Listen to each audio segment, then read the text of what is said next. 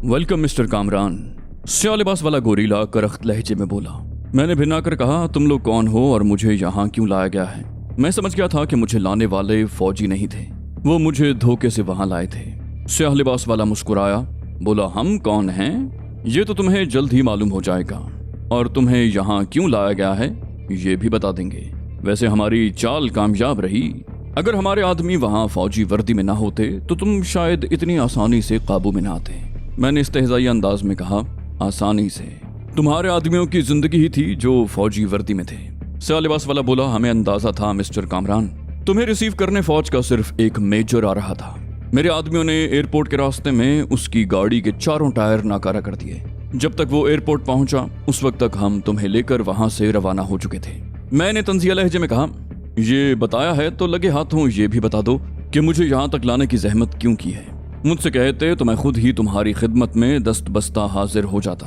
स्याह लिबास वाले ने भी जवाबन तंजिया अंदाज में कहका लगाया, फिर बोला, ये सब उससे बताना कामरान जो तुम्हें जानता ना हो। वो तो हमें ये यकीन था कि तुम गैर मुसल्लह हो, वरना शायद आर्मी की वर्दी में भी तुम्हें काबू करना आसान ना होता। मैंने फिर तंजिया लहजे में कहा, तुमने गोया ये फर्ज कर लिया है कि मैं गैर मुसल्लह हूँ। उसने चौंक कर मेरी तरफ मुश्तबा नजरों से देखा, फिर बोला, आजकल बैनुल-अक़वामी तौर पर तैयारे हाईजैक करने की वबा चल पड़ी है, इसलिए हर मुल्क के इंटरनेशनल एयरपोर्ट्स पर बहुत सख्त कवानीन लागू हैं। ऐसे में कोई हथियार लेकर हवाई जहाज में सफर करना नामुमकिन नहीं तो मुश्किल जरूर है। मैंने इस्तेहज़ाई लहजे में कहा, अच्छा, तुम्हारी मालूमात तो काबिल रश्क हैं। स्याह लिबास वाला भड़क उठा, बोला, ज्यादा बकवास करने की जरूरत नहीं है। मैंने कहा, बकवास तो इतनी देर से तुम कर रहे हो, काम की बात करो, मुझे यहाँ क्यों लाए हो? स्याह लिबास वाला बोला, तुम मुख्तलिफ ममालिक की खुफिया एजेंसियों को मतलूब हो। वो लोग तुम्हारे लिए बड़ी से बड़ी कीमत देने को तैयार होंगे। जिसने सबसे ज्यादा रकम की ऑफर की हम तुम्हें उसके हवाले कर देंगे। मैंने बेसाख्ता तंजिया कहका लगाया, कहा, इसका मतलब है तुम लोग इंसानों की तिजारत करते हो, बर्दा फरोश हो। वो बोला, हम हर वो काम कर लेते हैं जिसमें रकम मिलने की तवक्को हो। इसमें मनुष्यात, हथियार और बर्दा फरोशी सभी कुछ शामिल है। मैं तो इंडिया ही में तुम्हें ट्रैप करना चाहता था, मगर तुमने इतना मौका ही न दिया। फिर वहां तुम तन्हा भी नहीं थे, तुम्हारा साथी तैमूर और वो अमरीकी लड़की ग्लोरिया तुमसे कम खतरनाक नहीं है। वहां हमें 3 आदमियों से मुकाबला करना पड़ता, बल्कि वहां के कुछ मकामी लोग भी तुम्हारी पुश्त पर थे। मैंने जहरीले लहजे में कहा, खासे बाखबर मालूम होते हो, मगर तुम हो कौन और यहाँ कब से इन मजमूम हरकत में मसरूफ हो? वो बोला, हमारे बाखबर होने का अंदाजा तो तुम्हें हो ही गया होगा। एक मर्तबा अगर तुम आर्मी वालों से मिल लेते तो यहाँ भी तुम्हें ट्रैप करना मुश्किल हो जाता। रहा सवाल इसका कि हम कौन हैं और कब से यहाँ मसरूफ अमल हैं, तो इसका जवाब ये है कि उस वक्त से जब तुम पैदा भी नहीं हुए थे। और तुम तो यूं पूछ रहे हो जैसे पूरे मुल्क के ठेकेदार तुम ही हो। मैंने कहा, हाँ, मैं इस मुल्क का ठेकेदार हूँ, इसे किसी भी तरह का नुकसान पहुँचाने वालों का दुश्मन हूँ। जब तक मैं जिंदा हूँ मुल्क के दुश्मनों के लिए मौत बना रहूंगा। स्याह लिबास वाला तंजिया अंदाज में हंसने लगा, बोला, अपने कद से बड़ी बातें मत करो कामरान। विनोद पांडे को शिकस्त देकर तुम खुद को बड़ा 30 मार खान समझ रहे हो। इस खुशफहमी को दिल से निकाल दो। ये तुम्हारी खुशकिस्मती है कि अभी तक जिंदा हो। माइकल ज्यादा देर तुम्हें जिंदा नहीं रहने देगा, वो तुम्हें जमीन की तह से भी खोद निकालेगा। फिर जिस दिन उसके हत्थे चढ़ गए वही तुम्हारी जिंदगी का आखिरी दिन होगा। मैंने चिढ़ाने वाले अंदाज में कहा, फिर तुमने खामखा इतनी तकलीफ की, ये काम माइकल को ही करने देते तो बेहतर था। स्याह लिबास वाला मकरू अंदाज में मुस्कुराया, बोला, फिक्र मत करो, ये काम माइकल ही करेगा।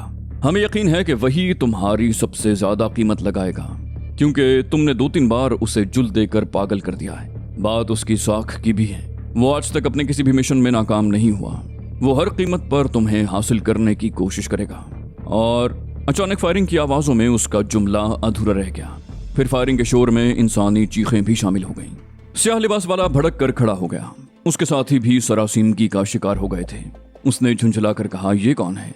दूसरे ही लम्हे जमीन पर लेट गया, क्योंकि फायरिंग में शिद्दत आ गई थी और खुले हुए दरवाजे से कुछ गोलियां कमरे में भी आई थीं, जो सामने वाली दीवार में पैवस्त हो गई। मैं भी फुर्ती से जमीन पर लेट गया, क्योंकि गोली दोस्त और दुश्मन में तमीज नहीं करती। कमरे में मौजूद हर शख्स उस वक्त जमीन पर लेट चुका था। उन सब ने पोजीशनें संभाल ली थी और जवाबी फायरिंग शुरू कर दी थी। उनकी सारी तवज्जो बाहर होने वाली फायरिंग पर थी। वो लोग मुझे बिल्कुल फरामोश कर बैठे थे। मेरी नजर स्याह लिबास वाले पर जमी हुई थी। वो क्रॉलिंग करता हुआ तेजी से कमरे के उस कोने की तरफ बढ़ रहा था जहां एक दरवाजा दूसरी तरफ खुलता था। उसने खुद ही मेरी मुश्किल आसान कर दी। मैं उसी को छापना चाहता था और वो खुद ही मेरी तरफ बढ़ रहा था। उसके हाथ में गालिबन मशीन पिस्टल था। वो जूं ही मेरे नजदीक पहुंचा, मैंने झपट कर एकदम उसे दबोच लिया और एक ही झटके में उसके मशीन पिस्टल पर कब्जा कर लिया। उसके राइफल बरदार साथी ने चौंक कर हमारी तरफ देखा, फिर राइफल का रुख हमारी तरफ किया ही था कि मैंने उस पर फायर कर दिया। मशीन पिस्टल से निकली हुई गोली उसके सीने में पेवस्त हो गई। वो चीख मार कर उलट गया। उसकी अजियतनाक चीख ने कमरे में मौजूद बकिया अफराद को भी हमारी तरफ मुतवज्जे कर दिया। मैं उस वक्त तक स्याह लिबास वाले को ढाल बनाकर मशीन पिस्टल उसकी कनपटी पर रख चुका था। मैंने गुर्राते हुए कहा, अपने कुत्तों से कहो कि हथियार फेंक दें, वरना तुम्हारी खोपड़ी बिखर जाएगी। वो जल्दी से बोला, हथियार फेंक दो। उसके साथियों ने फौरन हथियार फेंक दिए। मैंने देखा एक राइफल बरदार अपनी राइफल फेंकने के बाद जेब की तरफ हाथ बढ़ा रहा था। मैंने बेदरीग उस पर फायर कर दिया। गोली उसकी गर्दन में लगी और वो चंद लम्हे तड़पने के बाद साकित हो गया। मैंने सफाक लहजे में कहा, तुम सब अपने सरों पर हाथ रखो, वरना एक भी जिंदा नहीं बचेगा। अब किसी ने भी अपनी जगह से हरकत की तो तुम्हारे इस बोंगे चीफ समेत मैं हर शख्स को हलाक कर दूंगा। मेरे लहजे और अल्फाज में ऐसी कतईयत थी कि वो सब सहम कर रह गए और अपने हाथ सरों पर रख लिए। मैंने दूसरा हुक्म दिया, अब तुम सब जमीन पर औंधे मुंह लेट जाओ। उन सब ने एक लम्हा जाया किए बगैर मेरे उस हुक्म की भी तामील की। फिर मैं स्याह लिबास वाले से मुखातिब हुआ, हाँ मिस्टर पर्दा फरोश, अब बताओ मुझे किसके हाथों फरोख्त करोगे? वो बड़बड़ाया, मेरे सितारे ही गर्दिश में हैं, जिस काम में हाथ डालता हूँ वो बिगड़ जाता है। शायद वो खती रकम मेरी किस्मत में नहीं थी जो तुम्हारे सौदे से मुझे हासिल होती, इसलिए माइकल खुद ही यहाँ पहुँच गया। मैंने तल्ख लहजे में कहा, तुम्हारी किस्मत में तो अब तुम्हारे ही मशीन पिस्टल की गोली है। बहुत दिन ऐश कर लिए, इस खुशफहमी में मत रहना कि यहाँ हमला करने वाला माइकल है, उसे तो मैं सरहद पार दफन कराया हूँ। मैंने ब्लफ किया। मेरा मकसद सिर्फ ये था कि शायद माइकल से उसका कोई राब्ता हो और वो फौरन मेरे इस दावे की तरदीद कर दे। उसने बेयकीनी से मुझे देखा, फिर भर्राई हुई आवाज में बोला, मुझसे बहुत बड़ी भूल हो गई। तुम तो वाकई बहुत खतरनाक और चालाक आदमी हो। जो शख्स माइकल जैसे खौफनाक आदमी को हलाक कर दे वो खुद कैसा होगा। मुझे अंदाजा नहीं था कि तुम यहाँ पहुँचने से पहले अपने आदमियों को अलर्ट कर दोगे। मेरा ख्याल था कि हुकूमत की तरफ से रास्ता साफ होते ही तुम पाकिस्तान दौड़ पड़ोगे। मैंने कहा, अगर मैं इतना ही बेपरवाह होता तो अब तक कभी का मर चुका होता। मैं अपनी हिफाजत से कभी गाफिल नहीं होता। तभी अचानक तैमूर की आवाज सुनाई दी, कामरान तुम खैरियत से हो? मैंने बुलंद आवाज से कहा, आ जाओ, यहाँ सूरत हाल मेरे काबू में है। फौरन ही तैमूर, ग्लोरिया और 2 मकामी आदमी अंदर आ गए। वो सब राइफलों और क्लैशनकोफों से मुसल्लह थे, मगर मैं कोशिश के बावजूद उन दोनों मकामी अफराद को न पहचान सका। तैमूर ने कहा, अब यहाँ से फौरन निकल चलो, बाहर 6 आदमियों की लाशें पड़ी हैं। ये इलाका लाख वीरान सही, मगर फायरिंग की आवाजें हाईवे तक जरूर गई होंगी। मैंने कहा, तो फिर क्या तुम समझते हो कि हाईवे से गुजरने वाली कोई पेट्रोल पार्टी इधर का रुख करेगी? तैमूर ने कहा, कोई सरफिर अफसर हुआ तो ये नामुमकिन भी नहीं है। तैमूर के साथ आने वाले अफराद में से एक ने पूछा, इन लोगों का क्या करें? क्या इन्हें भी ठिकाने लगा दें? उसका इशारा जमीन पर औंधे पड़े हुए अफराद की तरफ था। मैंने नफी में सर हिला दिया। वो सब बुरी तरह घिघियाने लगे, हमें मत मारो प्लीज, हमें तो मुआवजा देकर लाया गया था। वो पांचों बौखला कर उठ बैठे। उनका इशारा स्याह लिबास वाले की तरफ था। बोले, इसने हम लोगों को 10-10 हजार रुपए दिए थे और कहा था कि एयरपोर्ट से एक आदमी को उठाना है। मैंने सख्त लहजे में कहा, मगर तुम में से तो कोई भी एयरपोर्ट नहीं गया था। वो बोले, इसने अचानक ही प्रोग्राम में तब्दीली कर दी और हमारी ड्यूटी यहाँ लगाई थी। इसने बताया था कि अब वो अपने खास आदमियों के साथ एयरपोर्ट जाएगा। गोया फौजी वर्दियों में एयरपोर्ट पहुंचने वाले उसके खास आदमी थे, जो गालिबन सभी मारे गए थे। मैंने दिल ही दिल में सोचा, फिर उन लोगों से मुखातिब हुआ, कहा, उन लोगों ने फौजी जीप कहाँ से हासिल की थी? उनमें से एक बोला, मैं नहीं जानता, मगर फौजी जीप हासिल करना कोई मसला नहीं है। मुल्क में मार्शल लॉ है, हर दफ्तर और पार्किंग में फौजी जीपें और बड़े अफसरान की फ्लैग स्टाफ कारें खड़ी रहती हैं। उनके ड्राइवरों से निपटना भी कोई मुश्किल नहीं है। मैंने तैमूर से फ्रेंच में कहा, इन सबको वक्ती तौर पर नॉकआउट कर दो और इस चीफ को अपने साथ ले चलो। अब तक वो अपने सरों पर हाथ रखे खासी मजे का खेज हालत में फर्श पर बैठे हुए थे। तैमूर उनकी तरफ मुड़ा और फाड़ खाने वाले अंदाज में बोला, खड़े हो जाओ। उनमें से वही आदमी बोला जो अब तक गुफ्तगू करता रहा था, खुदा के वास्ते हमें मत मारो, हमारे छोटे छोटे बच्चे हैं। मैंने अचानक पूछा, तुम करते क्या हो? वो जल्दी से बोला, हम लोग शेर खान के लिए काम करते हैं। मैंने धाड़ कर कहा, शेर खान? वो मनशियात और असलहे का स्मगलर जो नौजवानों में मौत तकसीम कर रहा है। तुम लोग अब किसी रियायत के मुस्तहिक नहीं रहे। पैसों के लालच में तुम लोग ये भी भूल जाते हो कि कल तुम्हारी औलाद भी जवान होगी, उसके हिस्से में भी मौत आएगी। नौजवानी की मौत से बेहतर है कि वो अभी मर जाएं। मैंने सफाक लहजे में कहा, पहले मेरा इरादा तुम्हें छोड़ने का था, मगर अब तुम में से एक भी जिंदा नहीं बचेगा। मैं अपनी धरती से शेर खान का नापाक वजूद भी खत्म कर दूंगा। वो खौफजदा होने के बावजूद इस तहज़ाइया अंदाज में हंस पड़ा।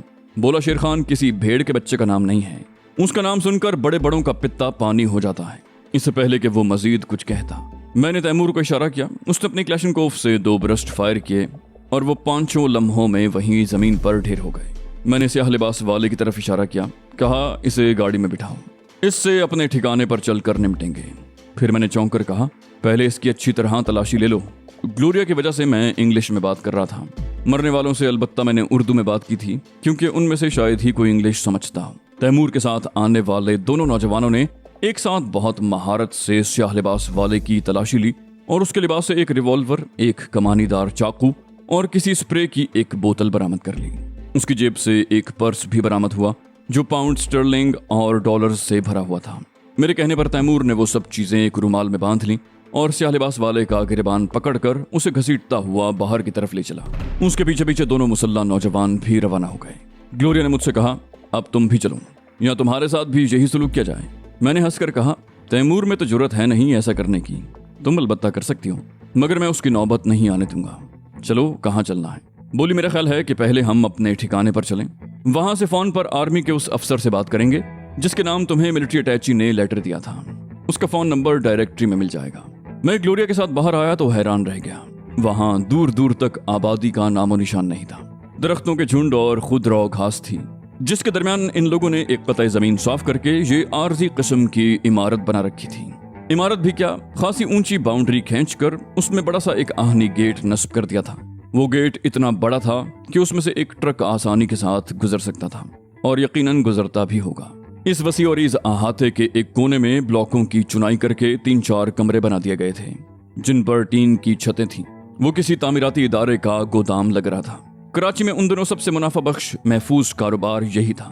तेजी के साथ फैलती हुई आबादी के बायस जमीन की कीमत सोने से भी ज्यादा तेजी से चढ़ रही थी। वो यकीनी तौर पर किसी तामीराती कंपनी का गोदाम ही रहा होगा जिस पर उन जराइम पेशा अफराद ने जबरदस्ती कब्जा कर लिया था, या फिर उस जमीन का मालिक भी उनका शरीकेकार होगा।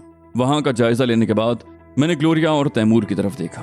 ग्लोरिया झुंझुलाकर बोली, अरे अब यहाँ खड़े खड़े मेरा मुंह क्या देख रहे हो, चलो गाड़ी में बैठो। वहां एक नए मॉडल की लैंड क्रूजर खड़ी थी। ड्राइविंग सीट पर उन्हीं अजनबी नौजवानों में से एक था। दूसरा एहतराम से हमारे लिए पिछली नशिस्त का दरवाजा खोले खड़ा था। मैंने पहले ग्लोरिया को बैठने का इशारा किया, फिर मैं और तैमूर भी उसी सीट पर बैठ गए। मुसल्ला नौजवान ने पैसेंजर सीट संभाल ली और गाड़ी उछलती कूदती रवाना हो गई। उन लोगों ने स्याह लिबास वाले को पहले ही पिछली सीट के पायदान में ठूस रखा था। उस वक्त हमारे पैर उसी के जिस्म पर थे। मैंने ग्लोरिया से पूछा, तुम लोग यहाँ तक कैसे पहुंचे? बोली, तुम जानते हो कि मैं हमेशा कोई ना कोई मुतबादिल इंतजाम भी रखती हूँ, फिर यहाँ तो हमारा हेडक्वार्टर भी है। मैंने रवानगी से पहले अपने आदमियों को फोन पर अपनी आमद की इत्तला दे दी थी। उन्हें ये भी ताकीद कर दी थी कि वो पूरी तैयारी से आए, मगर ज्यादा भीड़ भाड़ ना हो, सिर्फ 2 आदमी काफी होंगे। मैंने आखिर वो सवाल कर ही दिया जिसने बहुत देर से मुझे उलझन में मुब्तला कर रखा था। मैंने पूछा, ये दोनों कौन हैं? वो बोली, जब तुम इस्लामाबाद में विनोद पांडे को घेरने के चक्कर में थे तो मैंने कुछ लोगों को मुलाजिम रखा था। तुम इस्लामाबाद से उसके पीछे इंडिया निकल गए। इस दौरान में तैमूर इन लोगों को तरबियत देता रहा। अब हमारे पास मैन पावर की कमी नहीं है। मैंने हंसकर पूछा, कोई बटालियन या डिवीजन कायम कर लिया है क्या? बोली, इनमें से एक आदमी 10 पर भारी है। ये सब माशरे के ठुकराए हुए लोग हैं। अगर हमें न मिलते तो नशे में धुत कराची के किसी फुटपाथ पर पड़े होते या तकरीबकारों के हत्थे चढ़ जाते। मैंने कहा, मैंने पूछा था कि तुम यहाँ तक कैसे पहुंची, तुमने दूसरी ही कहानी छेड़ दी। ग्लोरिया हंसकर बोली, वही तो बता रही हूँ, दरमियान में तुमने ही टोक दिया था। खैर, जब उस फौजी अफसर ने तुम्हें गिरफ्तार कर लिया तो मेरी छठी हिस्स ने मुझे खबरदार किया कि दाल में कुछ काला जरूर है। फौजी इतने ड्रामाई अंदाज में गिरफ्तार नहीं करते। मैंने फौरन सफदर को गाड़ी लाने का इशारा किया। इस वक्त भी ड्राइविंग सीट पर वही है। दूसरे का नाम बशीर है। हम तुम्हारे पीछे रवाना हुए तो मुझे आर्मी का एक अफसर दिखाई दिया जो सरासिमगी के आलम में लाउंज से बाहर आ रहा था। अचानक मुझे ख्याल आया कि यही असली अफसर है जो एयरपोर्ट पर तुम्हें रिसीव करने आया था। अगर हम इसे कुछ बताने को रुकते तो तुम्हें ले जाने वाली गाड़ी नजरों से ओझल हो जाती। मैंने फौरी तौर पर तुम्हारे ताक़ुब का फैसला किया। मैंने पूछा, तुम्हारा अंदाजा था कि यहाँ कितने आदमी होंगे? ग्लोरिया बोली, मुझे कैसे अंदाजा हो सकता था, मैं तो सिर्फ ये देखना चाहती थी कि ये लोग तुम्हें कहाँ लेकर जाते हैं, फिर पूरे इंतजामात के साथ हमलावर होती। मगर सफदर और बशीर ने ये बताकर मुझे हैरान कर दिया कि ये लैंड क्रूजर चलता फिरता असलहा खाना है। इसकी सीटों के नीचे 7mm और G3 जैसी राइफलों से लेकर मोहलक तरीन दस्ती बम भी मौजूद हैं। यह सुनकर मैंने उसी वक्त ऑपरेशन का फैसला कर लिया। हमने गाड़ी कुछ फासले पर दरख्तों के झुंड में छुपाई और जरूरी असलहा लेकर मुख्तलिफ समतों में फैल गए। उसके बाद तो तुम जानते ही हो कि क्या हुआ। इस दौरान में हम सुपर हाईवे पर चढ़ चुके थे। ग्लोरिया ने कुछ सोच कर कहा, गाड़ी रोको सफदर और पीछे आओ। सफदर ने फौरन सड़क के किनारे गाड़ी रोकी। ग्लोरिया ने सफदर और बशीर को पिछली सीट पर भेज दिया और खुद स्टीयरिंग संभाल लिया। उसने पैसेंजर सीट पर मुझे बिठा लिया था। फौरी तौर पर उसकी ये मंतिक मेरी समझ में नहीं आई थी, मगर जल्द ही अंदाजा हो गया कि उसने ऐसा क्यों किया था। टोल प्लाजा से कुछ फासले पर पुलिस ने रोड ब्लॉक कर रखी थी और वो लोग गाड़ी की तलाशी ले रहे थे। हमारी गाड़ी में न सिर्फ वाफिर मिकदार में असलहा था, बल्कि एक बेहोश आदमी भी था। आगे गाड़ियों की एक तवील कतार थी जो बहुत आहिस्ता आहिस्ता रेंग रही थी। पुलिस वाले हर गाड़ी का खूब अच्छी तरह जायजा ले रहे थे।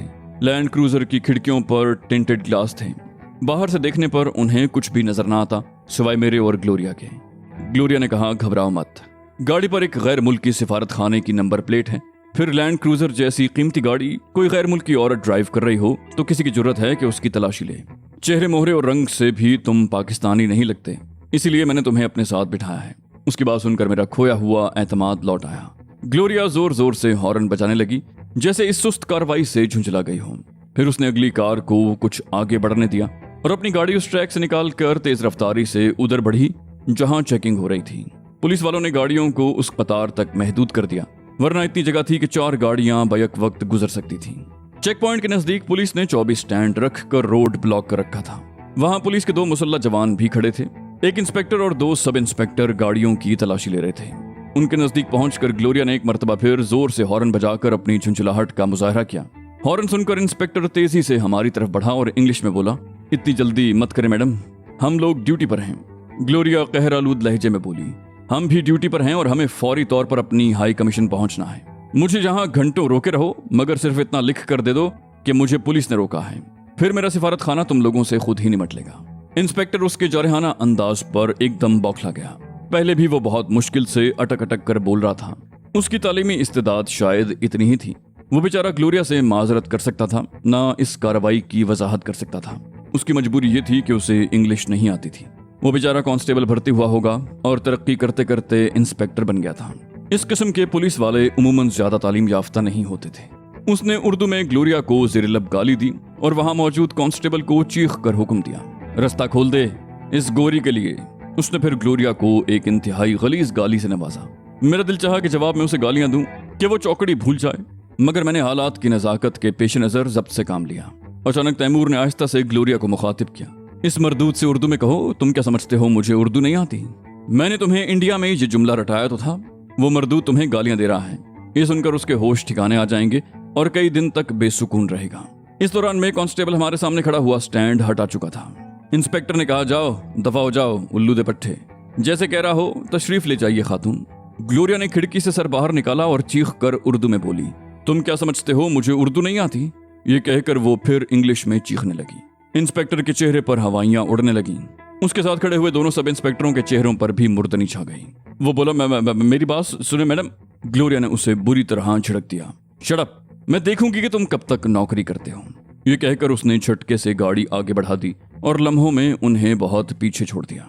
मैं मुंह ही मुंह में बड़बड़ाया, हैरत अंगेज, तुम तो ज़बानदानी की काबिल रश्क सलाहियत से मालामाल हो। तुमने उर्दू का वो जुमला बिल्कुल अहले ज़बान की तरह अदा किया है। तुम्हारे लहजे से बिल्कुल अंदाजा ही नहीं हो रहा था कि तुमने कोई रटा रटाया जुमला बोला हो।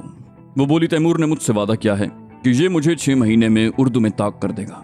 तैमूर ने हंसकर कहा, 6 महीने तो बहुत हैं, तुम तो 3-4 महीने में ही बेहतरीन उर्दू बोलने लगोगी। मैंने तंजिया लहजे में कहा, अब उर्दू इतनी भी आसान नहीं है कि कोई उसे सिर्फ 3 महीने में अहले ज़बान की तरह बोलने लगे, वो भी कोई अमरीकन।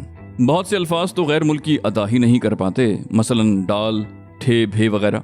ग्लोरिया हंसकर बोली, ये क्या मुश्किल है, बताओ कौन सा लफ्ज बोलूं? मैंने कहा, अच्छा बोलो बूढ़ा फकीर। ग्लोरिया ने बिल्कुल मेरी तरह वो अल्फाज बोले, बूढ़ा फकीर। मैं हैरान रह गया। उसने न सिर्फ रे बल्कि काफ की मुश्किल आवाज भी न जाने हलक से कैसे निकाली।